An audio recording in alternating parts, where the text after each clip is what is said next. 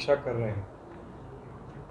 पूरे राजस्थान के मेरे जो संगठनात्मक दौरे हुए हैं उसके आधार पर मैं ये कह सकता हूँ कि 95% से ज़्यादा संगठनात्मक जो ढांचा है हमारा बन करके पूर्ण रूप से तैयार है। किसी किसी ज़िले में कुछ थोड़े बदलाव आने वाले समय में करने हैं। 2 या 3 जगह पर, 4 जगह पर जिलाध्यक्षों की दोबारा नियुक्तियाँ मेरे प्रभार क्षेत्र में होनी है। ब्लॉक हमारे लगभग 98% से ज़्यादा ब्लॉक अध्यक्ष हमारे नियुक्त किए जा चुके हैं। 95% से ज़्यादा मंडल अध्यक्ष हमारे नियुक्त किए जा चुके हैं और लगभग 80% से ज़्यादा मंडल की कमेटियां भी जो है हमारे सब जिला अध्यक्षों ने बना करके तैयार कर ली हैं। आने वाले 15 या 20 दिनों में जहाँ जहाँ जो 4-5% बदलाव हमारे करने हैं उनको हम पूर्ण रूप से करने का कार्य करेंगे। प्रदेश में हमारी सरकार बहुत ही बेहतरीन कार्य कर रही है।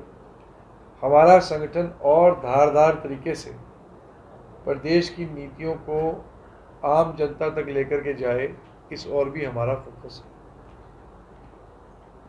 हमारी सरकार की नीतियां, चाहे वो 500 रुपये सब्सिडी की बात हो सिलेंडर के ऊपर, चाहे वो स्वास्थ्य बीमा योजना 25 लाख रुपए का लाभ जो राजस्थान के प्रत्येक जनता को, नागरिक को मिल रहा है,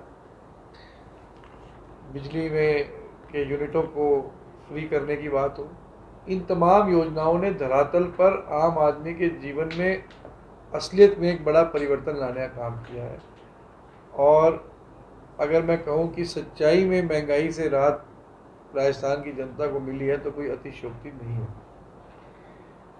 और मैं अपने तजुर्बे से कह सकता हूँ कि जिस प्रकार से लोगों में कांग्रेस की नीतियों के प्रति लगातार उत्साह कई गुना बढ़ा है, आज प्रदेश में एंटी इनकम्बेंसी कांग्रेस की सरकार की नहीं है। और जिस प्रकार की नीतियां कांग्रेस पार्टी की रही हैं, उन नीतियों के बलबूते हम लोग जो है पुनः पूर्ण बहुमत के साथ राजस्थान के अंदर सरकार बनाने जा रहे हैं। संगठनात्मक जो भी कमियां हैं वो इन दौरों के अंदर हम लगातार उनको पूरा कर रहे हैं और मुझे पूरी उम्मीद है कि कांग्रेस का संगठन आने वाली दिनों में पूरी तैयारी में है और किस प्रकार से हर बूथ के ऊपर संगठन कांग्रेस पार्टी को जिताने का काम करे, इस और हमारा फोकस है। साथ ही कार्यकर्ताओं के साथ 1-to-1 मिलने का भी सिलसिला हम इन सम्मेलनों के बाद कर रहे हैं। हर ब्लॉक से जितने हमारे कार्यकर्ता जिले भर में आ रहे हैं उनको 1-to-1 मिल करके उनके मन की भावनाएं क्या हैं, वो क्या सोचते हैं, सामाजिक रूप से क्या सोचते हैं, राजनीतिक रूप से वो क्या सोचते हैं, इन तमाम बातों के ऊपर भी हम अपने कार्यकर्ताओं के साथ चर्चा कर रहे हैं और उनकी भावनाएं दिल्ली तक, एआईसीसी तक पहुँचे, इसको भी हम इन दौरों में सुनिश्चित करने का काम कर रहे हैं। लगभग पिछले 1 महीने में हर जिले में हज़ारों की संख्या में कार्यकर्ताओं के साथ हम लोग 1-to-1 मिलने का कार्य करें। पिछले मैं 1 महीने में कह सकता हूँ कई हज़ार कार्यकर्ताओं की भावनाओं को 1-to-1 सुनने का मुझे अवसर मिला और बहुत ही महत्वपूर्ण सुझाव कार्यकर्ताओं के द्वारा मिल रहे हैं, जिन सुझावों के बलबूते पर मैं कह सकता हूं कि आने वाले समय में कांग्रेस पार्टी और मजबूती के साथ जो है आगे बढ़ने का। आपका कोई सवाल मुझसे हो तो आप पूछ सकते मतलब सबसे पहली बात है, आप चुनाव की बात करें, चुनाव में किस फेज पर चुनाव लड़ेंगे आप? फेज क्या होगा? देखिए, कांग्रेस पार्टी संविधान को मानने वाली पार्टी है और सारी चीज़ें पार्टी हाईकमान तय करती है।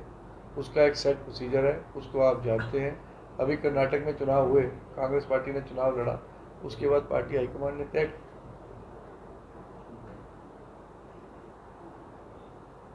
अब तक आप जो भी कार्यकर्ताओं से 1-to-1 संवाद किया, उसमें क्या चीज़ सामने आई?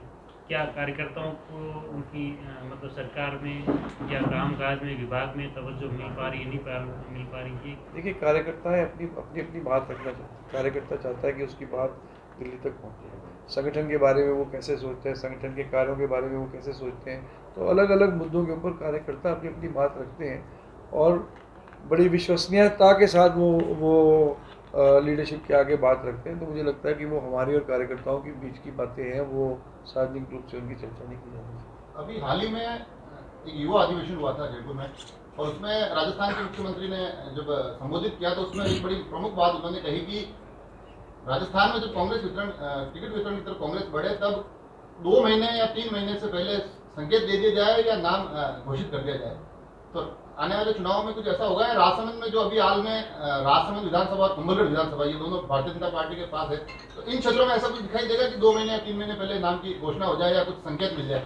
देखिए, जो हमारा टिकट वितरण की प्रणाली का कांग्रेस पार्टी में है, वो उसमें सबसे पहले स्क्रीनिंग कमेटी का गठन होता है। स्क्रीनिंग कमेटी मापदंड तय करती है और स्क्रीनिंग कमेटी को के मापदंडों के अनुसार फिर प्रदेश कांग्रेस कमेटी और प्रभारी अपने अपने सुझाव जो है स्क्रीनिंग कमेटी के आगे रखते हैं और फिर स्क्रीनिंग कमेटी उन तमाम सुझावों को सेंट्रल इलेक्शन कमेटी के पास लेकर के जाती है। तो इस प्रक्रिया की शुरुआत का जो प्रोसेस का स्टार्ट है वो है फॉर्मेशन ऑफ स्क्रीनिंग कमेटी। वो स्क्रीनिंग कमेटी किस समय पे गठित की पार्टी करती है, ये सारी चीज़ें उस पर निर्भर करती हैं। तो जैसे ही स्क्रीनिंग कमेटी गठित होगी तो इस सवाल का जवाब हम लेकर के आपके पीछे पहुँचेंगे। पहले जो उपचुनाव हुआ राजसमंद विधानसभा का, उसमें तनसुख जी बोरा कांग्रेस के प्रत्याशी थे, उसमें ये इशू आया था कि एन वक्त पे टिकट मिला और फिर वो फील्ड में सभी पंचायतों में जा ही नहीं पाए। ऐसे हालात अगर बनते हैं तो फिर देखिए, आज मैं आया हूँ, तमाम साथियों के साथ चर्चा करेंगे। 2 सीटें पिछली बार हम नहीं जीत पाए, उन पे मेरा स्पेशल फोकस रहेगा और पूरे क्षेत्र में, मेरे प्रभार क्षेत्र में लगभग 40 ऐसी सीटें हैं जो हम कांग्रेस पार्टी पिछले चुनाव में नहीं जीती। तो उन सीटों के ऊपर संरचनात्मक दृष्टिकोण से भी मेरा फोकस रहेगा, सामाजिक दृष्टिकोण से भी मेरी पैनी नज़र रहेगी। इन तमाम मुद्दों की विवेचना कार्यकर्ताओं के साथ करके, अपने सीनियर लीडर्स के साथ राय मशवरा करके पार्टी आला कमान को सूचित करने का हम लोग कार्य करेंगे। और निश्चित रूप से ये हमारी प्रायोरिटी में रहेगा कि आने वाले समय में हम दोनों सीटें कैसे हम इनको जीत करके कांग्रेस पार्टी को की जोड़ी में हम लोग डालें, ये हमारा बिल्कुल प्रायोरिटी का फोकस रहेगा। उसके लिए हमें जो कदम उठाने पड़ेंगे हम उठाएंगे। राजसमंद एक ऐसी सीट रही है जो उपचुनाव में भी एक ही सीट राजस्थान में कांग्रेस आ रही है, वो राजसमंद विधानसभा आ रही है। तो ऐसी स्थिति में आपको नहीं लगता है कि यहाँ थोड़ा अतिरिक्त फोकस की आवश्यकता है या समय पर किसी चेहरे को चुनना ज़्यादा जरूरी है? देखिए, थोड़े मार्जिन से सीट हारी है, मैंने जो जानकारी मुझे मिली है, और हार जीत चुनाव में चलती है। ज़रूरी ये है कि हमारा संगठन चुस्त दुरुस्त हो, संगठन चुनाव लड़ने के लिए का सामना करने के लिए पूर्ण रूप से तैयार हो। बाकी हार जीत के नतीजे जनता, संविधान के अंदर जनता करती है, तो बाकी फैसले जनता पे और भगवान पे छोड़ना। यहाँ क्या एजेंडे पे क्या रहे, किन एजेंडे के साथ फील्ड आप चुनाव उतरेंगे? हम अपनी योजनाओं को लेकर के चुनाव के वापस राजस्थान की जनता के सामने जाएंगे। मैंने जैसे कि पहले कहा कि बहुत कल्याणकारी योजनाएं जो हैं, फ्लैगशिप प्रोग्राम्स राजस्थान की जनता ने दिए हैं। और मुख्य रूप से आप देख सकते हैं कि जब कोई एंटी इनकम्बेंसी पूरे प्रदेश में नहीं है, तो इसका मतलब ये है कि जो कांग्रेस के कार्यक्रम रहे हैं, उन कार्यक्रमों को लोग ना केवल पसंद कर रहे हैं, लोग अपने जीवन के अंदर एक बड़ा परिवर्तन महसूस कर रहे हैं। और मैं समझता हूँ कि ये बहुत बड़ी बात है कि 5 साल राजस्थान प्रदेश में जहाँ इतिहास रहा हो, 5 साल बीजेपी, 5 साल कांग्रेस, आज पूरे प्रदेश में एंटी इनकम्बेंसी नहीं है और लोग आशा भरी निगाहों से कांग्रेस की नीतियों की तरफ भी देख रहे हैं और दोबारा सरकार बनाने की इच्छा भी कर रहे हैं। आप जिस बात करें सरकार की योजनाओं की, बिजली फ्री का आपने 100 यूनिट बिजली फ्री कर दिया, लेकिन प्रदेश भर के जो व्यापारी हैं वो लगातार आंदोलन कर रहे हैं क्योंकि उनके बिलों में इतनी ज़्यादा बेतहाशा वृद्धि हो गई है कि वो आंदोलन को मजबूर, और प्रदेश भर के जो व्यापारिक संगठन है वो लगातार आंदोलन कर रहे हैं। देखिए, जब आप कुछ योजनाएं लेकर के आते हो तो कहीं ना कहीं कुछ कमियां भी रहती हैं, उनकी समीक्षा की जा रही है और जल्दी जो है उन तमाम मुद्दों को भी हम लोग एड्रेस करेंगे। राजस्थान में जो है मुख्यमंत्री अशोक गहलोत और पूर्व उप मुख्यमंत्री सचिन पायलट के बीच में जो तकरार चलती आ रही है, हमेशा जो है संगठन कहीं न कहीं उनके बीच में समझौता करवाता है, बातचीत होती है, लेकिन फिर कुछ दिनों बाद फिर से एक दूसरे के खिलाफ बयानबाजी शुरू हो जाती है। तो कार्यकर्ताओं में जो मैसेज जाता है, एक तो वो, और दूसरा ये कि जब आप चुनावी वर्ष में, तो इस तरह की लड़ाइयों को नियंत्रित करते हुए कैसे आप देखिए, पहले तो मैं सबसे पहले इस बात को स्पष्ट कर दूं कि कार्यकर्ताओं और नेताओं के अंदर कोई गुटबाजी नहीं। हर जिले के अंदर पूरे कंप्लीट कार्यकर्ता बैठक के अंदर आ रहे हैं, मजबूती से कांग्रेस की नीतियों को और कांग्रेस को लेकर के जाना है। किसी भी बैठक में, किसी जिले की बैठक में कोई गुटबाजी शामिल नहीं है, ये मैं इस बात को स्पष्ट करना चाहता हूँ।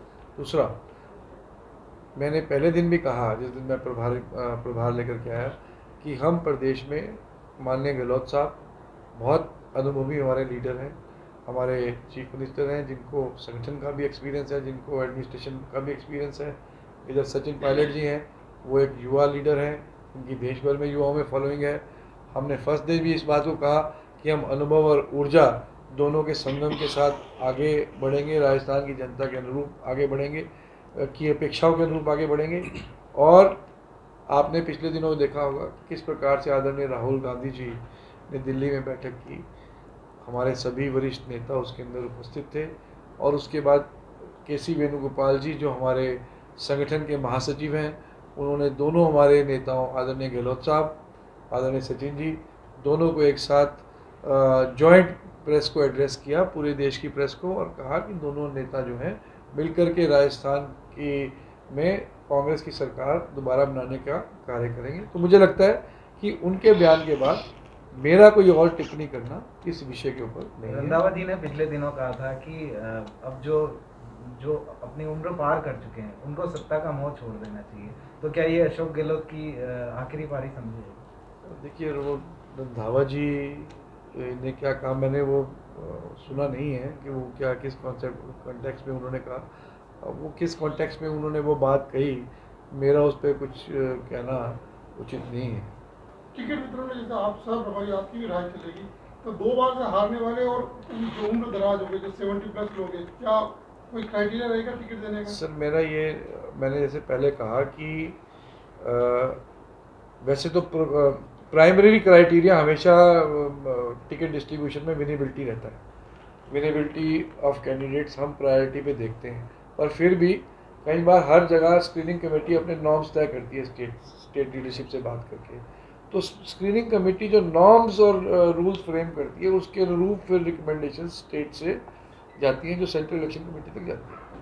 तो जो आप पूछ रहे हैं, मैं उसका जवाब आज नहीं दे सकता जब तक स्क्रीनिंग कमेटी फॉर्म ना हो जाए और स्क्रीनिंग कमेटी अपने रूल्स को ले डाउन ना कर सके। जिस दिन स्क्रीनिंग कमेटी बनेगी और जो रूल्स आएंगे, तो हम उस प्रोसेस का हिस्सा होंगे, निश्चित रूप से आपके बीच में सारी चीज़ें। Thank you. राजसमंद में जैसे कांग्रेस कार्यकर्ता सुदर्शन सिंह जी ने बताया था कि जो बीजेपी की तरफ से जो भ्रमित करने का प्रयास कर रहे हैं, 2 कांग्रेस कार्यकर्ताओं के नाम भी लिए आपने, तो उन कांग्रेस कार्यकर्ताओं को ऐसे हालात क्यों उत्पन्न हो रहे हैं कि उनको सरकार के खिलाफ धरने देने की चेतावनी देनी पड़ रही है कि विभाग कहना नहीं मान रहा है, बजरी खनन हो रही है, या लकड़ियों का जो इशू उठा राजसमंद में, ऐसे हालात में इसका कहीं न कहीं संगठन या सत्ता में नहीं है? देखिए, लोकल इशू है और मेरा एजेंडा आज की बैठक का डिफरेंट है, पर फिर भी आज मैं कार्यकर्ताओं से मिलूंगा, उनकी बात सुनूंगा, और कोई ऐसी बात आएगी तो उसके ऊपर गौर करेंगे। Thank you.